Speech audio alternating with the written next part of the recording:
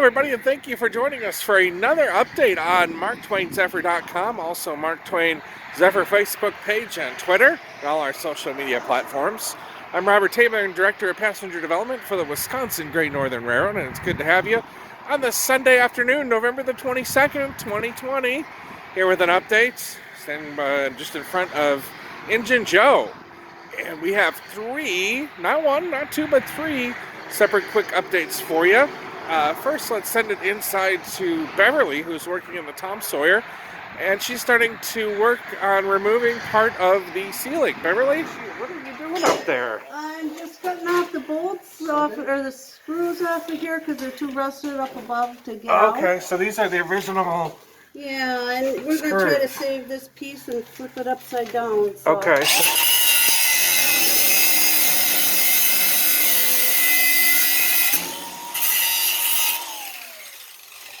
Wow. So what is it? You're taking off this the top panel up here? Yeah, we're removing that because there was water damage under it. Okay, so you have to take this whole top panel off, and then they're going to end up replacing it. We'll replace the whole thing. Okay. So I'm going to move on to this side. So. Okay. What's been one of the hardest things about trying to get the panel off, or just the original screws? That's why we're cutting it, yeah. Okay. So, I'm going to have to come around on this side, yeah? All right. Yeah, I'm just curious here. Try not to get in there way back there. You know what, Phil? Okay. I wonder if by pushing it.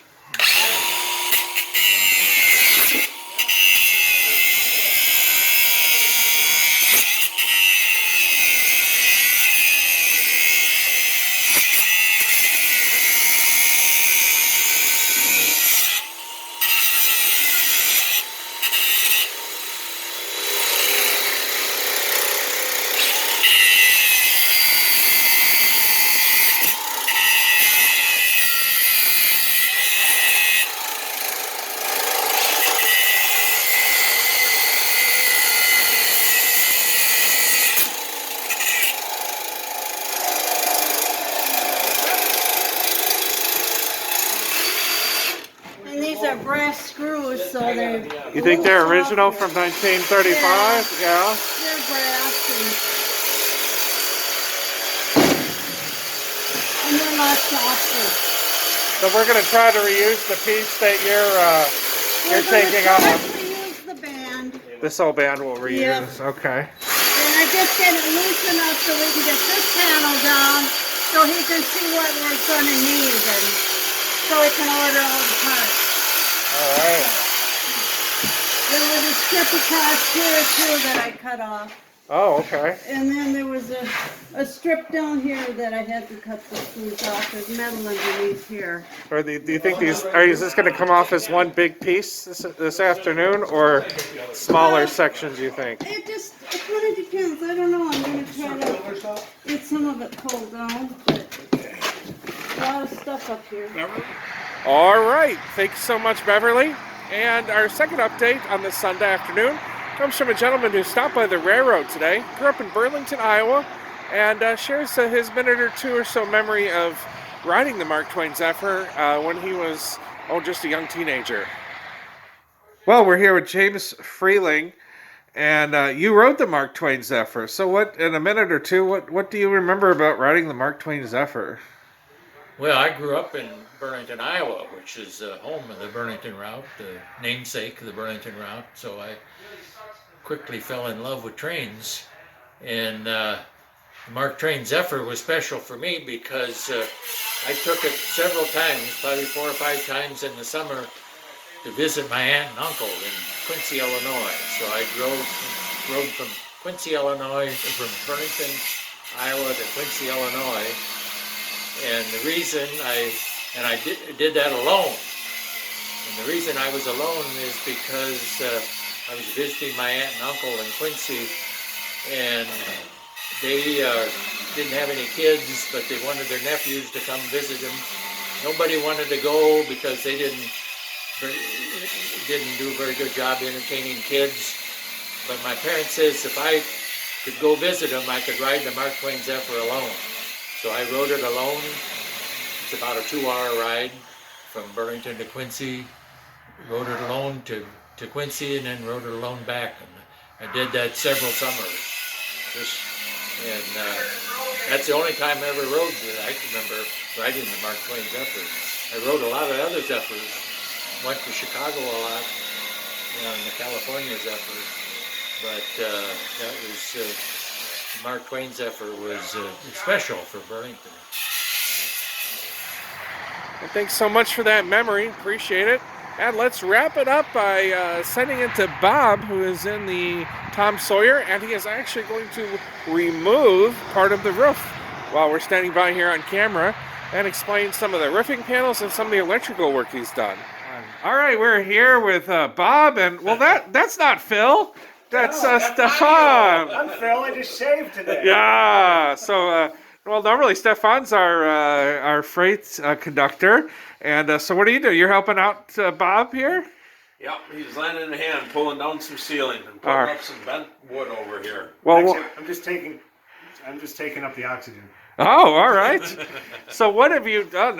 It's been a couple weeks since we checked in with you, and I could see the big differences. Got some ceiling. You had the floor, then the panels. I think that's where we Panels left are in. you. And then, but this is exciting and new. What do you have going on here? Well, it's 1/4-inch masonite. All of the other stuff was actually in this car was gone completely. So we're kind of making our own templates here and patterns and putting it back in. It's just 1/4-inch masonite that's bent into place by peer pressure. Wow. Kind of like, me being held at work by peer pressure. Yes. I had a lot of that in high school, peer pressure. So this just kind of curves into place when you push it in? Yeah, there's a lot of force holding it up. Actually, all that's holding it in really are the screws at the bottom. It's just the pressure that pushes it up against that. Okay. And then will this go in all the way? Yeah, as it gets down into here, because actually there's 3 or 4 different curves to it. Then, it'll be 2 small pieces down at the end finishing it up. Okay. Wow. Very cool. How long does it take to cut and put one of these panels up, and what's the... 20 minutes. It's pretty fast. You can do one of these in 20 minutes. These are just the straight ones, though, but when they start getting into where there's 2 or 3 different angles and bends to them, that's a good hour a piece. Okay. Very cool. And then... The ceiling inside the ducts, hopefully will be done by the end of the week. That is this here. Yeah, there was a leak. Oh, so is this the original from probably 1935 Yeah. installation? And this gets covered, and this is where all of the heat and air conditioning and everything travels through that. We're going to redo all that, paint it, and coat it with anti-mildew paint, so got nice, fresh, clean air. So next time we check in with you, there's going to be a panel from here going over to here. Yep. So we won't be able to see any of... This will be the last time seeing the upper part of the Tom Sawyer, is what you're saying, huh? Correctamundo. Wow. And so the air passes through here. Yeah. And what are those, some kind of flappers, or? Well, this is a baffle. It slows the air down, because if it's shot straight through all the way to the end, Okay. the bulk of the air would come out down here, Okay. and not down on the end. So this slows it down to kind of regulate it. Okay. And this is new insulation. That's been new too since our last update. So that's the new stuff, and then that's the old insulation. Yep. Okay. And you're going to show us on the other side some electrical, because that's where I think where we left you. You were carrying that big 480 cable through. Yeah, underneath. And you said in the last couple of weeks you made some inroads on the wiring. Oh yeah. This ceiling will be done the exact same as the other one. Same problems, leaking. Wow. Is that kind of the big hole? Is that where there's leak? Yeah, there's been a leak up there for many, many years. Wow. In fact, I got to see if I can find that before the day is out. Okay.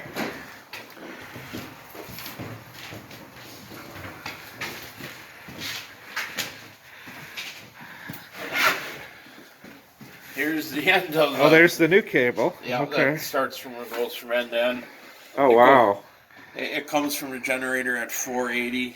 It'll get bumped into the transformer, drop down to 208 into the panel, which will feed everything in the car. Wow, and that's the new panel there. Yep. Wow, that is amazing. Just in a couple weeks, what you guys could do on here. All right, so now what are we gonna see?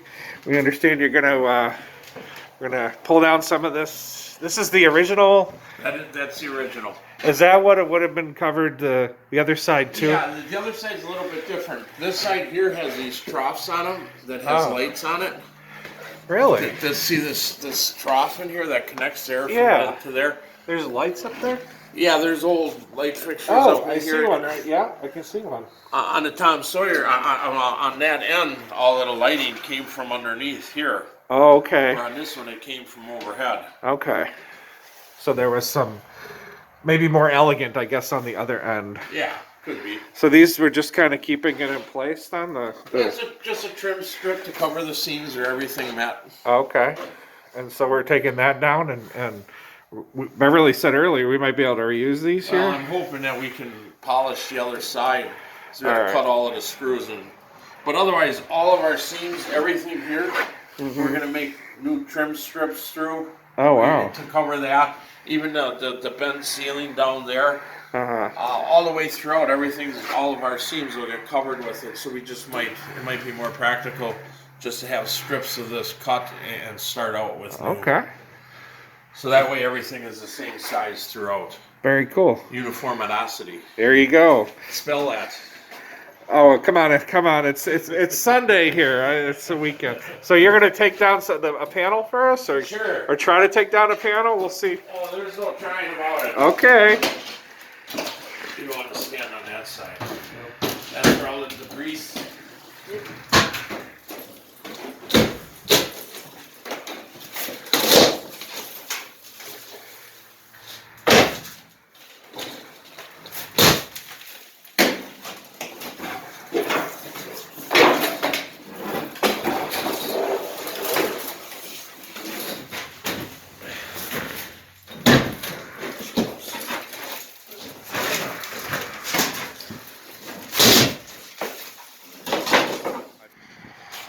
Wow, that was certainly exciting to see some of the ceiling actually coming down during our update tape this afternoon.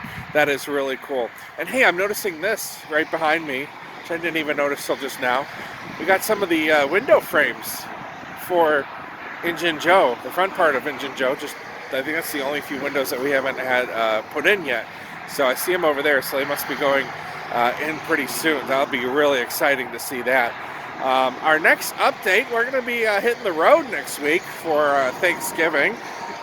We are going to be in Kansas City, Missouri on Thanksgiving Day, and we are going to get a special restoration update next week on Thanksgiving Day from Alexander Barquette Jr. He's the son of Alexander Barquette Sr., who purchased the Mark Twain Zephyr in 1979. We are going to be traveling to Kansas City and getting an update from him on some of the memories of his dad and some of the memorabilia that he has and his experiences with the Mark Twain Zephyr. So you don't want to miss that. We'll be posting that and traveling to Kansas City on Thanksgiving.